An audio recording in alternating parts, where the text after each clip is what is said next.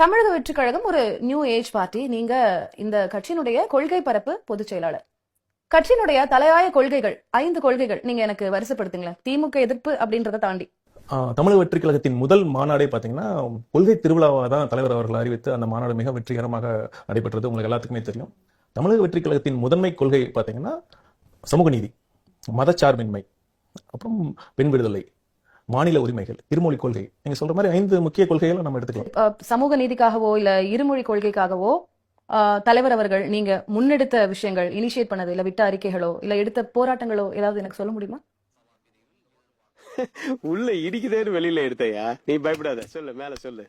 இப்ப பாத்தீங்கன்னா சமூக நீதி பேசுற திமுகவோட ஒரு தலையாய கொள்கையா சமூக நீதி தான் சொல்றாங்க. சமூக நீதி ஆக்சுவலா திமுக என்ன நடக்குது? இப்ப பாத்தீங்கன்னா வேங்கை வயல் நடந்தது. முதலமைச்சர் அங்க போனாரா? இருக்கக்கூடிய விமர்சனங்கள் இருக்கட்டும், எனக்கு அது பிரச்சனை இல்ல. தமிழக வெற்றி கழகம் என்ன initiation? Maybe this is a chance to tell the audience. டெஃபினட்டா பாத்தீங்கன்னா எங்க கட்சியில சமூக நீதி நாங்க முதல்ல கொண்டு வந்திருக்கோம்.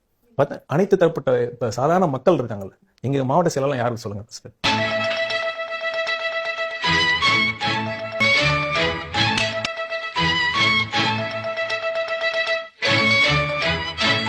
சாதாரண ஆட்டோ ஓட்டுநரா இருக்கட்டும், ஒரு மாற்றுத்திறனாளியா இருக்கட்டும், இத்தனை சமூகத்துல ஒரு விளிம்பு நிலையில இருக்கிறவங்க எல்லாம் ஒரு எம்பவர் பண்ணிருக்காரு. அப்படி யாரும் இல்லையா? யாரு இருக்காங்க சொல்லுங்க. இல்ல மாற்றுத்திறனாளிகள் இல்லையா? திமுக இல்லையா? உண்மை நான் சொல்றது உங்களுக்கு புரியாது.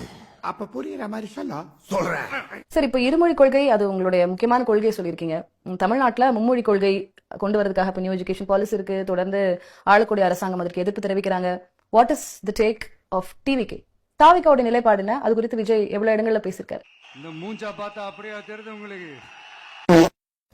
நீங்க பொறுத்திருந்து பாருங்க. எங்க தேர்தல் அறிக்கையில இருமொழி கொள்கை பத்தி நாங்க தலைவர் அவர்கள் என்ன பிளான் வச்சிருக்காரு அப்படிங்கிறது தெளிவா தெரியும். பொறுத்திருந்து என்ன சார், நோட்டிபிகேஷன் வர வரைக்குமா? ஏன் அதுல என்ன இருக்கு?